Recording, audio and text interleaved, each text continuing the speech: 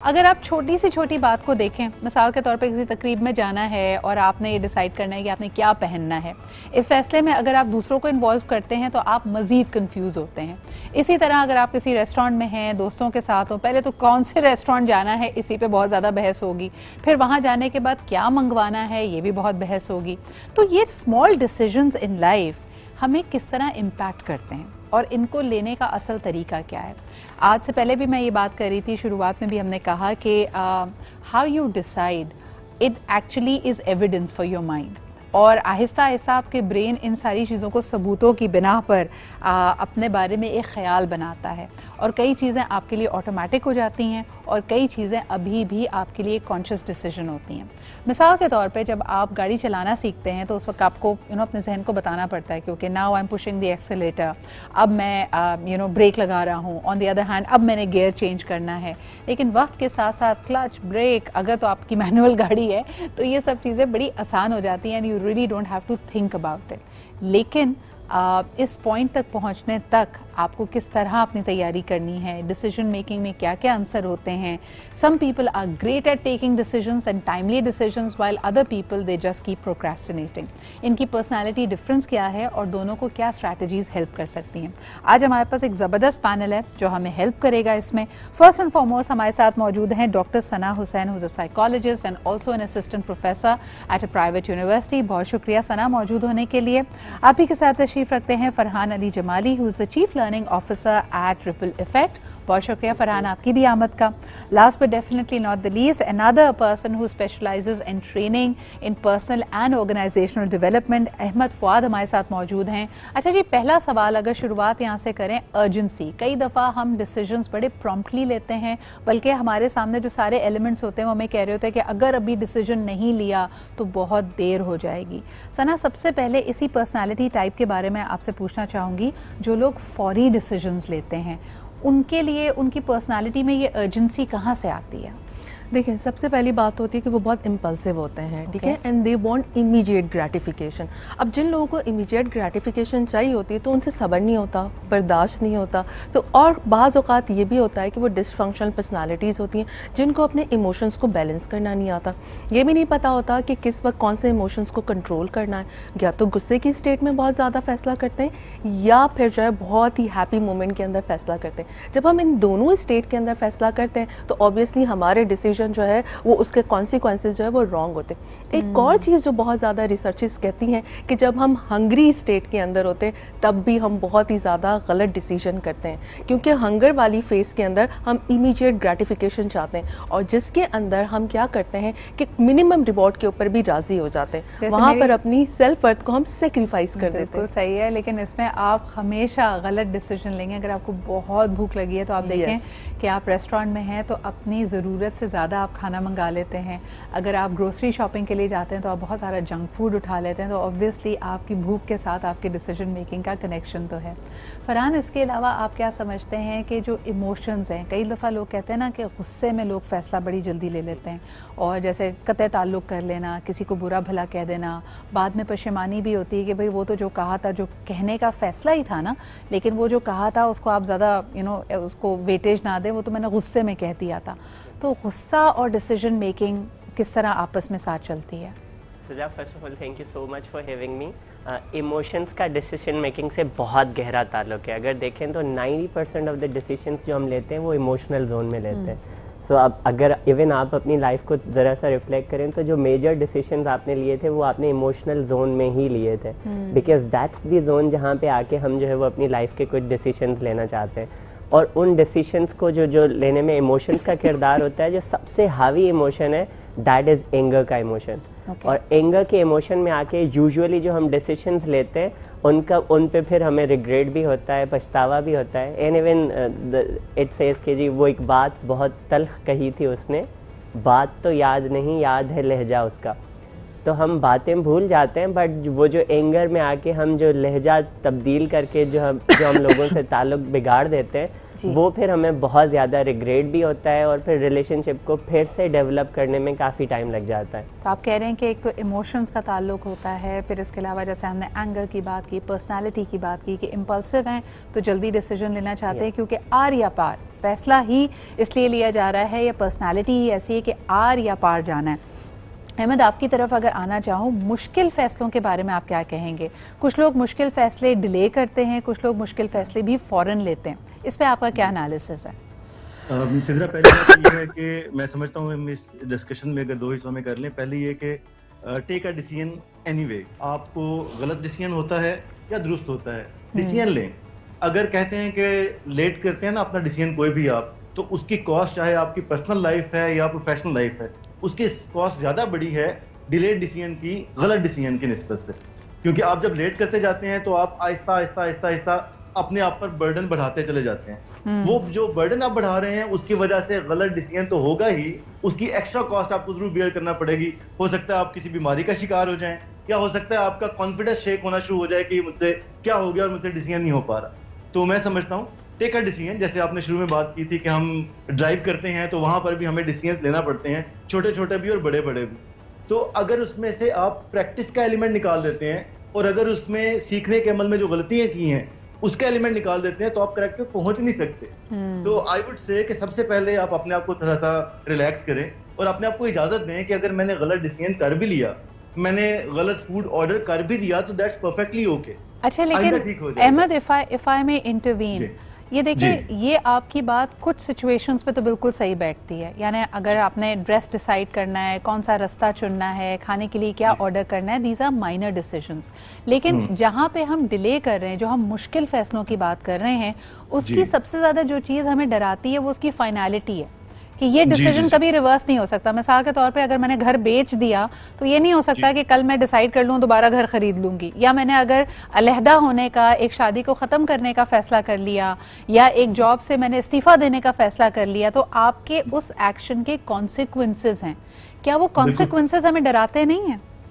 बिल्कुल डराते हैं। इसके लिए एक ये सबसे पहला काम यह है कि आप सब्जेक्ट मैटर एक्सपर्ट से कॉन्टेक्ट जरूर करें। कोई ऐसा शख्स जिसने इस तरह के डिसीजंस पहले लिए हुए हैं। मैं पर्सनली मेंटोरिंग का बहुत ज़्यादा कायल हूँ कि आप अपना एक मेंटोर रखते हैं। एक नहीं होना चाहिए, खैर वो मुख्तलिफ इवेंट्स के लिए, मुख्तलिफ ज़िंदगी के पैटर्न्स के लिए डिफरेंट होना चाहिए, बट आप उनसे डिस्कस जरूर करें कि मैं ये एक बड़ा डिसीजन लेने जा रहा हूँ। लेट्स से जैसे आपने कहा जॉब स्विच करनी है या आपने जॉब छोड़ के एंटरप्रेन्योरशिप की तरफ आना है, तो आप उस पर 2, 3, 4 लोगों से मशवरा जरूर करते हैं। Number 1 subject matter expert. Number 2 give yourself time and space. Time इसलिए कि आप पूरी तौर पे फैसले कुछ कर लेते हैं, तो बेहतर यह है कि अपने आप को कहते हैं कि बड़े फैसले करने के लिए कम से कम एक सूरज ग्रूब होने दें, यानी 24 आवर्स का टाइम लें, जिसमें आप गुस्से में भी आएंगे, परेशान भी होंगे, खुश भी होंगे। तो उसको मुख्तलिफ स्टेट ऑफ माइंड में रहते हुए उस फैसले पे आप रिफ्लेक्ट जरूर करें कि मैं जो फैसला कर रहा हूँ इस पे होगा क्या। तीसरी और आखिरी बात पे अगर मैं कहूँ डिसीजन मेकिंग के हवाले से, सिक्स थिंकिंग हैट एक बड़ी ही खूबसूरत किताब है एडवर्ड डी बोनो की जी। उसको अगर आप देखें तो वो कहता है कि आप एक हैट पहने तो आप लॉजिकल उसके देखेंगे आफ्टर इफेक्ट्स क्या होते हैं, डेटा कलेक्ट करेंगे। आप इमोशनल हैट पहनते हैं फिर क्या होगा, उसके बाद आप ग्रीन हैट पहनते हैं फिर क्या होगा। तो इसमें वो कहता है कि ज्यादा से ज्यादा 12 मिनट में आपका, अगर आप स्ट्रक्चर्ड अंदाज से कर रहे हैं तो 12 मिनट में आप एक अच्छे डिसीजन पर पहुंच जाते हैं। इसको आप एक दूसरे अल्फाज में स्टाइल फ्लेक्सिंग भी कह सकते हैं। यानी अगर आपका अंदाज बहुत कंट्रोलिंग है, बहुत एनालिटिकल है, तो अपने स्टाइल से निकल के दूसरे स्टाइल या दूसरे अंदाज में उसी प्रॉब्लम को देखें। लेकिन फरहान, आपके ख्याल में जब हम कोई डिसीजन ले रहे होते हैं, और यकीनन हमारा डिसीजन अपनी बेहतरी के लिए लेते हैं, हम उसके डिज़ायर्ड आउटकम के बारे में कितने रियलिस्टिक होते हैं? यानी कई दफ़ा मुझे ऐसा लगता है, मिसाल के तौर पे, कि एक नौकरी अच्छी नहीं है, वहाँ का एनवायरनमेंट टॉक्सिक है, तो मुझे ऐसा लगता है कि जैसे ही बस मैं इस इदारे को छोड़ के बाहर निकलूँगा, दूध और शहद की नहरें होंगी, एक बड़ी ज़बरदस्त सी जॉब, चमचमाती गाड़ी, तमाम पर्क्स मेरा इंतज़ार कर रही है। ये जो अपने आप को हम बहलावा देते हैं या ओवर एम्बिशियस हो जाते हैं, हमें फ़ैसले से ज़्यादा ये चीज़ तकलीफ़ देती है। आप क्या कहेंगे? This is very important aspect of decision making, but इसमें जो सबसे इम्पॉर्टेंट पहलू है वो ये है कि हम जो फ्यूचर है उसके लिए परेशान होने की बजाय ये देखेंगे करंट स्टेट में हम कितने खुश हैं या ना खुश हैं। For example, at times we take decision not for that good future, but for the worse present हम कहते हैं कि जिस सिचुएशन में अभी हूँ पहले तो यहाँ से निकलना चाहिए। I will figure out later कि मैं क्या करूँगा जाके, नेक्स्ट मूव मेरा क्या होगा। But this toxic work environment is like killing my creativity, is like I'm wasting my time, I'm wasting my resources here. So कभी कभार वो जो फ्यूचर है उसकी बजाय जो प्रेजेंट है उसकी कॉस्ट हमें मजबूर करती है कि हम डिसीजंस लें। But this is so interesting। मुझे ये बताइए डॉक्टर सना कि हमारे माशरे में तो ऐसे लोगों को हम बेवकूफ़ कहते हैं। आपने अक्सर सुना होगा कि पहले दूसरी नौकरी पक्की करो, दूसरा ऑफर लेटर हाथ में हो, फिर उसके बाद नौकरी को खैराबाद कहना। लेकिन जो सिनेरियो अभी फरहान ने जिसका डिस्कस किया कि कई दफ़ा सिचुएशन इतनी बुरी हो जाती है कि आपके पास कोई चारा नहीं होता और फिर आप बिटवीन द जॉब्स होते हैं और फिर आपके पास क्योंकि नौकरी नहीं होती, आपकी डेस्परेशन का अंदाज़ा फ्यूचर एम्प्लॉयर भी कर सकता है। तो आपका मशवरा आज के ज़माने में क्या होगा कि जो नौकरी है उसको पकड़ के बैठें, दूसरी ऑफ़र आए तब छोड़ें, या अगर एनवायरनमेंट वाकई बुरा है तो पहले तो वहाँ से निकलने की करें? देखिए, इस सिचुएशन में सबसे पहले तो हमें ये पता होना चाहिए कि हमारा एंड गोल क्या है। हम पता है क्या होते हैं, हम सिर्फ अगर इस जॉब में भी रह रहे होते हैं तो हम कहते हैं हमारे पास जॉब था, जो मैंने पहले बात की थी। क्या बात की थी कि हम हंग्री स्टेट के अंदर होते हैं। जॉब की सिचुएशन में अगर हम देखें, हम कहते हैं कि भाई उसके बाद हमारे पास कोई फाइनेंसेस नहीं बचेंगे, हमारे पास कुछ नहीं होगा, हम क्या करेंगे। तो इसलिए हम कम पे भी कॉम्प्रोमाइज़ कर रहे होते हैं और अपनी सैनिटी को स्टेक पे डाल देते हैं। सही। यहाँ पर हमें क्या करना है कि पहले अपने एंड गोल को सोचना है कि हम चाहते क्या हैं। क्या हम इस सिचुएशन से बाहर निकलना चाहते हैं या हम अपनी सैनिटी को कॉम्प्रोमाइज़ करना चाहते हैं। सो अगर हमारे दिमाग में ये चीज़ क्लियर हो जाती है कि हमें करना क्या है, और फिर आज के दौर के अंदर आपको इतना ज़्यादा मुश्किल नहीं होता दूसरी जॉब के लिए करने। आप बहुत सारे ऑनलाइन काम भी कर सकते हैं, बहुत सारी चीज़ों को कर सकते हैं, बहुत सारे एक्सपर्ट मौजूद हैं जो आपको एडवाइस कर सकते हैं। सबसे पहले अगर आपकी सेहत और हेल्थ बेहतर होगी, चाहे वो आपकी मेंटल हेल्थ या फिजिकल हेल्थ, तभी आप किसी चीज़ को करने के एक कॉलर हमारे इंतजार कर रहे हैं, फिर मुझे इस पर एक बहुत अहम बात करनी है। और ख़ास तौर पर मैं ये पर्सनली सोचती हूँ कि जिस प्रॉब्लम के हल के लिए आप डिसीजन लेना चाहते हैं, फैसला करना चाहते हैं, हम में से कितने लोग ये सोचते हैं कि इस प्रॉब्लम को क्रिएट करने में हमारा अपना क्या रोल है। और वो डिसीजन बहुत इंपॉर्टेंट होगा, क्योंकि मिसाल के तौर पे आपको लगता है कि आपको आपके करंट वर्क एनवायरनमेंट में रिस्पेक्ट नहीं किया जाता, वैल्यू नहीं किया जाता। आपने लोगों को किस पॉइंट पे इस तरह ट्रेनिंग कैसे की कि वो आपको इग्नोर कर सकते हैं या आप उनके लिए गैर अहम हो गए? आपके रवैये में क्या चीज़ें हैं जिसको तब्दीली की ज़रूरत है और शायद फ़ैसला वहाँ पे भी लेना है? एक कॉलर हमारे साथ है, उनकी बात सुनते हैं। हेलो, अस्सलाम वालेकुम। वालेकुम सलाम। सदरा इकबाल साहब, अकरम कुरैशी अब्बास। क्या हाल चाल है सर आपके? शुक्र अल्हम्दुलिल्लाह। मुझे ये बताइए कि फ़ैसले दिल से लेने चाहिए या दिमाग से? सदरा इकबाल साहबा, दिल का फैसला तो कभी अच्छा नहीं होता। अच्छा। ये तो मैं इसके खिलाफ नहीं होता। सही। क्योंकि दिल में दो चीजें होती है, सुने। एक, दिल कभी बूढ़ा नहीं होता, वो हमेशा जवान रहता है, और दूसरा इसमें लालच होती है, बुग़्ज़ होता है। सही। ये लालच और बुग़्ज़ से भरा रहता है। तो दिमाग से फैसला लेना चाहिए और सोच समझ के लेना चाहिए और वक्त पे लेना चाहिए। यानी आपकी बात से ना मुझे दो चीजें याद आ रही हैं। कुछ लोग कहते हैं दिल तो बच्चा है जी, लेकिन आपने कहा है दिल तो पागल है। सितरा इकबाल साहब सुने, देखे अल्लाह के नबी सल्लल्लाहु अलैहि वसल्लम ने और ज़लामा इकबाल, जो भी लोग कहते हैं हमेशा दिमाग का इस्तेमाल करें, दिल का नहीं। दिल से फैसला जरूर करें, लेकिन दिमाग को 100% इस्तेमाल करें। और दिमाग का जो फैसला होता है कभी आपको शर्मिंदगी नहीं होती, इसलिए कि वो आपके ऐन ज़मीर के मुताबिक फैसला करते हैं, आप सोच के करते हैं। अकरम साहब, हो सकता है आपकी और मेरी सोच में थोड़ा सा तजाद हो, क्योंकि मैं आपसे 100% एग्री नहीं करती, और क्योंकि आपने आक़ाए दो जहान मोहम्मद सल्लल्लाहु अलैहि वसल्लम का हवाला दिया, तो कई ऐसे हवाले हमें मिलते हैं जहाँ पे वो कहते हैं कि सच्चाई के लिए दिल गवाही देता है और आपका दिल पहले राग़िब होता है। यानी कुरान हकीम में भी उन्होंने सूरह यासीन को कुरान का दिल करार दिया, तो दिल की भी बड़ी अहमियत है। बहरहाल जी, आपकी राय अपनी जगह, बहुत शुक्रिया कॉल करने के लिए। एक छोटा सा ब्रेक लेते हैं। दिलो दिमाग की इस जंग में कौन जीतता है जब फैसला लिया जाता है? अहमद, ये सवाल मैं आपकी तरफ लेके आती हूँ, आप क्या समझते हैं हमारे कॉलर की तरह कि आपको भी लगता है कि दिमाग से लिए हुए जो फैसले हैं वो सही होते हैं और दिल के फैसले आपको भटका देते हैं?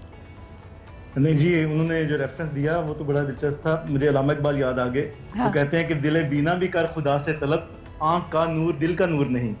तो दिले बीना का तलब करना बड़ा ज़रूरी है। और दिल के फैसले अमूमन, ये मेरा अपना ये ख्याल है कि जैसे मुख्तलिफ जगहों पे ये वाला मिलता है रेफरेंस हमें कि दिल आपको सही तरफ लेके जाता है।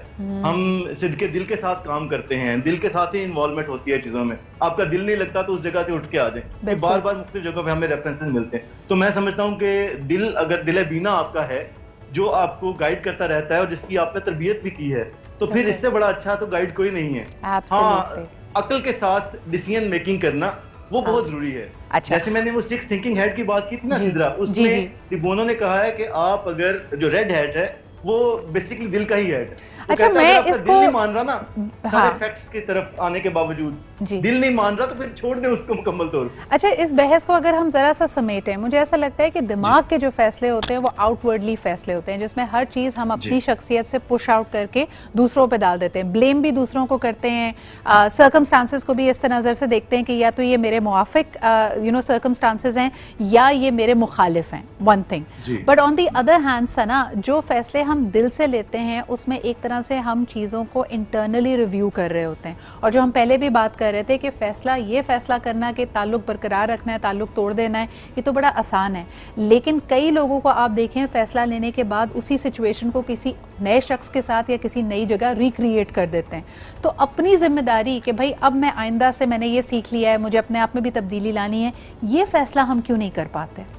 देखिए, we all are emotional being, ठीक है ना। हम इमोशन के साथ ही डील कर रहे होते हैं और अल्लाह ताला ने हम ही वो मखलूक है जिसको इमोशन से नवाजा है। तो हमारे अंदर सारे जज्बात हैं। तो जब हम जज्बात के साथ कनेक्टेड होते हैं और हमें पता होता है कि किस चीज़ में हमें मज़ा आ रहा है, किस चीज़ में हमें खुशी मिल रही है, किस चीज़ में हमें सुकून मिल रहा है, तो उस सुकून को हम ज़्यादा वैलिडेट करते हैं, उसको ज़्यादा वैल्यू करते हैं। अगर हमारा दिल नहीं लगता है उसमें कि हम अगर आप पर्टिकुलर रिश्ते में हैं किसी रहना और आपका दिल नहीं मान रहा है, तो आपको कोई कितना भी जो है वो कन्विंस करने की कोशिश करेगा कि नहीं तुम्हें तो उसके साथ रहना ही रहना है, ज़बरदस्ती गुजारा करना है, क्योंकि आपका दिल नहीं मान रहा है। आपका दिल नहीं मान रहा है तो आप उस रिश्ते से अलग हो जाओगे। अच्छा, जॉब ये करें कहीं बड़ी इंटरेस्टिंग आपने बात की है। चलें इसी को बात को ज़रा कंटिन्यू अगर करते हैं।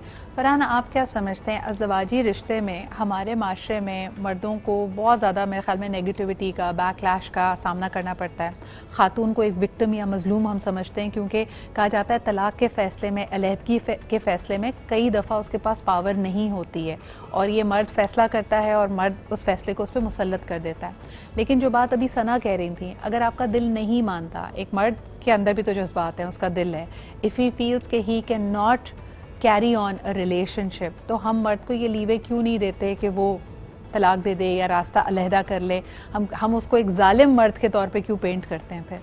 Siddharth, very insightful thoughts. और ये जो हमने रोल दिया है मर्द को कि जी आपने घर चलाना है, घर बचाना है, you are the breadwinner, और फिर उसके साथ जिम्मेदारी आती है कि चाहे कुछ भी हो जाए आपने बर्दाश्त करते रहना है। डेफिनेटली ये ख़वातीन के लिए भी बहुत ज़्यादा होता है कि बेटा अब आप दूसरे घर जा रहे हो तो अब कुछ भी होगा तो आपसे हमारा वो ताल्लुक़ जो है वो अब नहीं रहेगा।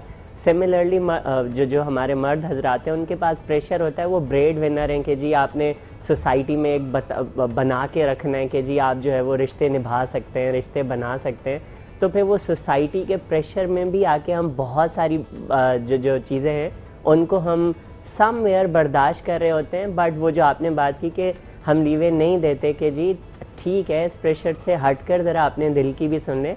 And just one thought on that कि दिमाग से हम फैसले करते हैं कि जी हमने बाहर जाना है, बट दिल की ताकत देखें, एयरपोर्ट्स पे जो गुड बायज होते हैं या जो एयरपोर्ट्स पे जो हमारे जो आंसू बह रहे होते हैं, that shows the power of heart. वहाँ पे इमोशंस हमारे जो है वो हमारे साथ होते हैं। अच्छा, एक कॉलर भी इंतजार कर रहे हैं, क्विकली यही सवाल अहमद के पास लेके जाऊंगी। अहमद, मुझे लगता है कभी कभार ये भी मिसकंसेप्शन है, अमूमन नहीं है, लेकिन एक तादाद मर्दों की भी मौजूद है who get pressurised into marrying against their will.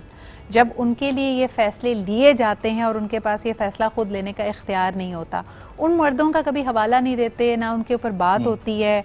और अगर वो किसी पॉइंट पे आकर उस अज़दवाजी रिश्ते को ना निभाना चाहें तो उनको भी उसी किस्म का बैकलैश सोसाइटी से मिलता है जैसे एक खातून को मिलता है। क्या कहेंगे आप? आप बिल्कुल ठीक कह रही हैं सिद्रा। असल में ये मैं समझता हूँ इसमें ज़्यादा बड़ा जो रोल है वो उस मर्द के वालिदैन का है जिन्होंने उसको इंडिपेंडेंट डिसीजन लेने के लिए तैयार नहीं किया। सही। और उसने खुद भी अपनी तरबियत नहीं की सारे अरसे में, कि डिसीजन लेता जा रहा है, बोझ लेता जा रहा है, वो जो वो उठा नहीं सकता। तो उसको किसी मौके पे फिर ऐसे ही लोग होते हैं ना जो अचानक वन फाइन डे वो भाग जाते हैं और सब कुछ वहीं पे छोड़ के चले जाते हैं और फिर बाकियों को समेटना पड़ता है। तो मेरा ख्याल है कि जैसे साइकोलॉजिकल हमारे साथ बैठी हुई हैं मैम, इनके साथ डिस्कस ये जरूर हमें करना चाहिए या इन जैसे लोगों के साथ कि जब शादी के लिए आप तैयार करते हैं अपने बेटे को खास तौर पे, तो क्या उसका ये देखते हैं कि उसमें डिसीजन मेकिंग कैपेसिटी कितनी है, क्या वो इंडिपेंडेंट डिसीजन लेने के पोजीशन में है या कि वो हर वक्त मॉम्स चाइल्ड ही बना रहता है और हर दफा उनकी तरफ देखता है और उनकी मर्जी से डिसीजन लेता है। यानी तो और वो क्या वो जिम्मेदारी लेने के हक में भी ऐसा ना, very quickly your comment on this कि वाकई हमारे यहाँ बच्ची की तो बचपन से ही ट्रेनिंग शुरू हो जाती है ना कि दूसरे घर जाओगी तो ये करना पड़ेगा, खाना बना लो, फलाना कर लो, ये चीज़ों की समझ आनी चाहिए। लड़के को ऐसी कोई आप मेंटोरिंग नहीं कर रहे होते, लेकिन अचानक जैसे ही आपका लड़का 25-26 साल का होता है, यू डिसाइड कि अच्छा जी इसकी शादी कर देनी चाहिए क्योंकि मैं चाहती हूँ कि घर में बहू आ जाए। मर्द ऐसे फैसलों के लिए, इन जिम्मेदारियों के लिए तैयार होते हैं? मर्दों को जैसे आपने अभी खुद ही कहा कि मर्दों को तैयार ही नहीं किया जाता, बल्कि हमारे यहाँ के पेरेंट्स तो जो है वो क्या करते हैं, सारी ज़िंदगी जो है बच्चों को अपने ऊपर डिपेंडेंट बना के रखते हैं। छोटी मोटी आज़ादी भी नहीं देते, कौन से स्कूल में पढ़ना है, कौन से कॉलेज में पढ़ना है, कहाँ जॉब करनी है, कब जाना है, कब क्या करना है, किससे शादी करनी है, किस वक्त करनी है, वो सारा डिसीजन उन्हीं का होता है। जिसकी वजह से हमारे यहाँ के जो बच्चे हैं, अगर वो जितने बड़े भी हो जाएँ, वो हमेशा बच्चे रहते हैं, वो कभी इंडिपेंडेंट नहीं बन पाते और फिर उसकी वजह से उनकी ज़िंदगी में बहुत ज़्यादा गलत फैसले होते हैं। या वो किसी ना किसी एक एरिया में चलें, अगर आप बागी हैं तो बगावत करके अपने प्रोफेशनल डिसीजंस आप खुद ले रहे होंगे, पर्सनल लाइफ आपकी सफ़र करी, या अगर आपने पर्सनल लाइफ में अपना कोई फैसला मनवा लिया तो कहीं ना कहीं ये एंजाइटी, ये लैक ऑफ डिसीजन मेकिंग दूसरे एरियाज में आएगी। कॉलर हमारे साथ हैं जी। हेलो, अस्सलाम वालेकुम। वालेकुम सलाम, इकबाल कैसी हैं आप? मैं बिल्कुल ठीक ठाक आया, आप कैसे हैं? अल्हम्दुलिल्लाह। पहले तो आपके तमाम मौजूद मेहमानों को सलाम हो। मैं बिल्कुल मुत्तफिक हूँगा और मैं उनके 2 बेटे हैं मेरे, और मैंने अल्लाह का शुक्र है उनको बड़ा कॉन्फिडेंस लेवल दिया है। वो अभी तो मतलब पढ़ रहे हैं, एक ACCA कर रहा है, लेकिन they have the capacity to take the decision. बात ये होती है कि ये शख्सियत साजी की बात, अगर आपने अपने बच्चों को कॉन्फिडेंस दिया और उनको समझाया वो कि भाई किस वक्त पे क्या डिसीजन, और उनको राइट दिया जाए कि भाई अगर आप कोई फैसला करते हैं तो उस पर कायम किस तरह रह सकते हैं और आपको उनकी ज़हनी सलाहियत इतनी होनी चाहिए फैसला कर सकें। अब मैं होता ये है कि जब आप कोई बड़े डिसीजन नहीं ले सकते ना, आप स्टेट ऑफ कंफ्यूजन में आ जाते हैं और फिर आपके इर्द गिर्द की चीजें खराब होनी शुरू हो जाती हैं। अब कोई आपने जैसे बात की, अगर एक शादी का डिसीजन है, एक डिवोर्स का डिसीजन है, उसके अंदर आपके अंदर इतनी कैपेसिटी नहीं हो, आपके अंदर इतनी सोच नहीं हो, या तो आप डिप्रेशन में चले जाते हैं या फिर आप गलत फैसले करते हैं। अच्छा, और समझ में नहीं आता ये फैसला कभी कभार इतना मुश्किल होता है, और जिस तरह शुरू में अहमद मुश्किल जरूर होता है, लेकिन यही होता है to take the decision on the right time. But sometimes people feel so stuck. जो शुरू में अहमद बात कर रहे थे, जब वो कह रहे थे कि भाई आप बस डिसीजन ले लें, आर या पार करें, अगर आपने इस चीज को लटका कर रखा, it will add to your misery and to your confusion. One thing I want to add, one thing, if you are taking that decision, but आप जरूर सोचें, कोई बड़े डिसीजन लेने से 10 दफा पहले सोचें, लेकिन जब ले लें तो फिर उस पर खड़े रहें। अच्छा, मुझे एक बात बताएं, एज अ पेरेंट आपने अपना हवाला दिया कि आपके 2 बेटे हैं, मुझे लगता है हर पेरेंट और वालिदैन बहुत इस बात में खुशी का इजहार करते हैं कि हमारे बच्चे की पर्सनालिटी बड़ी पुरएतमाद है, बड़ा कॉन्फिडेंटली वो बात करता है, डिसीजन लेता है, लेकिन उस वक्त तक जब तक वो डिसीजंस आपकी सोच के बिल्कुल साथ साथ चल रहे हो, जहां आपकी और आपके बच्चों की सोच टकराती है तो वो डिसीजंस एक्सेप्ट नहीं होते पेरेंट्स से। बिल्कुल मैं ऐसा बिल्कुल हरगिज नहीं करता, और मैं उस बात पे खुश होता हूँ कि आपकी इंटेलेक्चुअलिज्म इसी पे है कि आप अपने डिसीजन लेना चाहें। तो मैं अपने बच्चे की पर्सनैलिटी समझता हूँ, जब अगर वो डिसीजन ले रहा है तो। अच्छा, आपके फैसले के खिलाफ आपके बच्चों ने अभी तक कौन सा फैसला लिया? मेरे बच्चे, मेरे बेटे ने लिया है डिसीजन। मेरा एक छोटा बेटा है, उसने वो उसकी पढ़ाई के बारे में उसने डिसीजन डिफरेंट लिया, और मैंने उसको कहा ठीक है आप जो तुमने फैसले कर उस पर चलो, क्योंकि तुमने डिसाइड करना है। मैं मशवरा देता हूँ, लेकिन मैं उस पर उनको डिक्टेटरशिप नहीं लगाता उनके पास। नहीं, यहाँ आपने उनको इंडिपेंडेंस दी है, यहाँ पे आपकी कोई सेट सोच नहीं थी ना, वहां पे मसला आता है। चले हम इसको आगे कॉन्वर्जेशन में भी लेके चलेंगे। जब पेरेंट का एक डिसीजन है और उससे बिल्कुल तसादुम में, कॉन्फ्लिक्ट में बच्चे ने कुछ और डिसाइड किया, इस पे जरा बात करते हैं। तो एक है इंडिपेंडेंस देना, फ्रीडम देना कि बच्चा अपना डिसीजन खुद ले ले। वहां तक कई पेरेंट्स बड़े फोर्थकमिंग होते हैं और वो इसलिए हाथ खड़े कर देते हैं कि भाई डिसीजन तुम्हारा है, जिंदगी तुमने गुजारनी है, तुम्हें जो सही लगे। लेकिन जहां पेरेंट का एक सेट पर्सपेक्टिव हो और आपकी औलाद, आपका बच्चा जो आपने उसको पाल पोस कर बड़ा किया है, आपसे उसकी सोच टकरा जाए, तब क्या होता है? सबसे पहले अगर फरहान ये सवाल आपके पास लेके आऊँ कि जी आप इंसिस्ट कर रहे हैं कि बेटा तूने डॉक्टर बनना है और बेटा कहे नहीं मैंने तो क्रिकेटर बनना है, तब क्या होता है? अच्छा, दिस इज़ वेरी इंटरेस्टिंग। हम जो अपने ट्रेनिंग प्रोग्राम्स हैं उसमें एग्जैक्टली इसी चीज़ को डिस्कस करते हैं कि जब कॉन्फ्लिक्ट आ जाए तब क्या किया जाए। सो यूजुअली हम क्या करते हैं कि हम अपनी पोजीशन पे खड़े रहते हैं और हम वहाँ से इन्फ्लुएंस करने की कोशिश करते हैं कि यहाँ से आके देखो कि मैं फॉर एग्जांपल क्यों कह रहा हूँ कि जी आपने कनाडा जाना है, या क्यों कह रहा हूँ कि आपने फुप्पो की बेटी से शादी करनी है। And that's where the problem comes, because वो जो सामने जो अदर पार्टी से योर किड्स और you know even your colleagues, वो अपनी पोजीशन पे होते हैं। So the best thing is कि आप अपनी पोजीशन को फ़िलहाल फॉर लाइक टेम्पररी टाइम छोड़ दें, आप वहाँ चले जाएं जहाँ पे आपका बेटा है, जहाँ पे आपका बेटा सोच रहा है, जहाँ पे आपके पार्टनर सोच रहे हैं, या उसको जूम आउट करके उस पोजीशन पे जाएं कि भाई मेरी तो ख्वाहिश ये है कि मेरा बच्चा अच्छा कमाए, फाइनेंशियली इंडिपेंडेंट हो, लेकिन साथ साथ खुश भी हो। तो लेट्स सी कि इसकी खुशी किस में है और उसकी भी सुने और फिर अपना इनपुट भी दें। Exactly. And then just to add on कि पहले वहाँ जाके देखें कि वहाँ से क्या फैक्टर्स हैं जिनकी वजह से वो डिसीजन आ रहा है, और फिर द गुड थिंग इज कि वहाँ जाने के बाद उसको फिर अपने पास ले आए और फिर अपनी जगह पे रह के उनको दुनिया दिखाएं। लेकिन ये मैनिपुलेशन नहीं हो जाएगी? So but it's like at least आप दोनों साइड की जो नुक्ता नज़र है उसको समझने के बाद लेट हिम डिसाइड कि जी you got my perspective, you got कि मैं किस तरह से चीज़ों को देख रहा हूँ, and I also understood your point. जहाँ तक इस चीज़ का देखिए टूल्स वही होते हैं, अगर इंटेंशन नीयत ये है कि मैं अपनी बात को दूसरे को समझा सकूं तो वेल एंड गुड, लेकिन अगर आप मुनाफिकत से काम ले रहे हैं और थोड़े अरसे उसके रंग में रंग के चल रहे हैं और फिर कहते हैं अच्छा बाद में तो मैंने इसको नहीं करने देनी किसी और से शादी, करेगा तो ये फुप्पो की बेटी से ही शादी, तो दैट इज़ मैनिपुलेशन। सना, आप क्या कहेंगी? लड़कियों पे आमतौर पर हमारे माशरे में समझा जाता है कि फैसले मुसल्लत किए जाते हैं, उनसे डिसीजन मेकिंग में उनका इनपुट नहीं लिया जाता, क्या ये तब्दील हो रहा है?